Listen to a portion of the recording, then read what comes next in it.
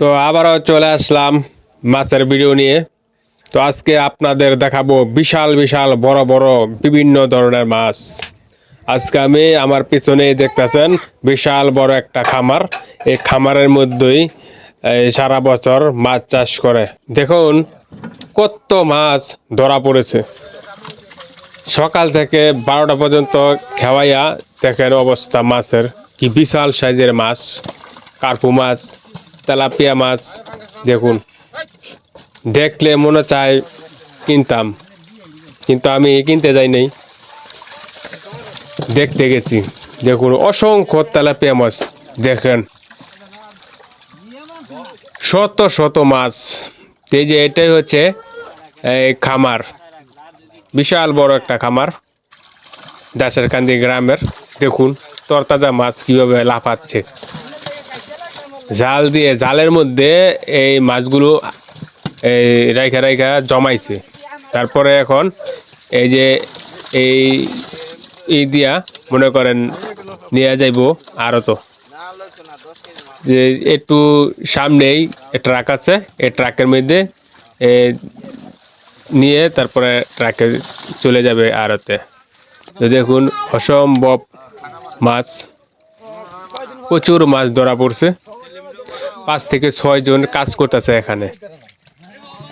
দেখুন অবস্থা, খুব ধুমধাম করে মাছ ধরা হচ্ছে।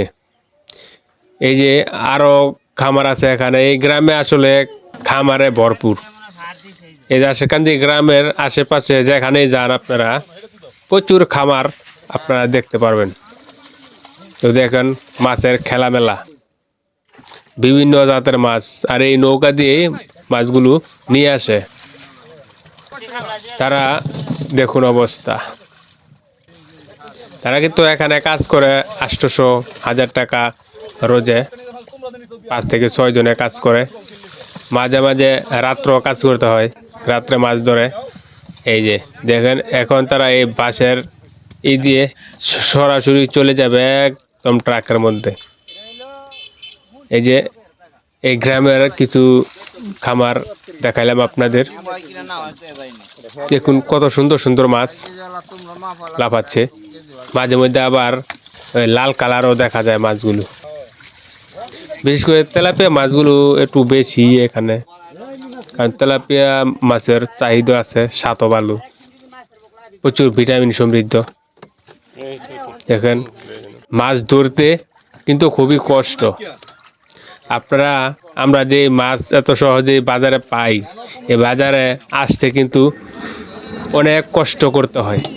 এই মাছগুলো কিন্তু ছোট ছোট ছাড়া হয়। এই ছোট ছোট মাছগুলো বড় হলে তারপরেই বাজারে আড়তে নিয়ে যায়। প্রচুর শ্রম দিতে হয়, সারাক্ষণ ঠিক মতো খাবার দিতে হয় সময় মতন। মাঝে মধ্যে অনেক মাছ মারাও যায়।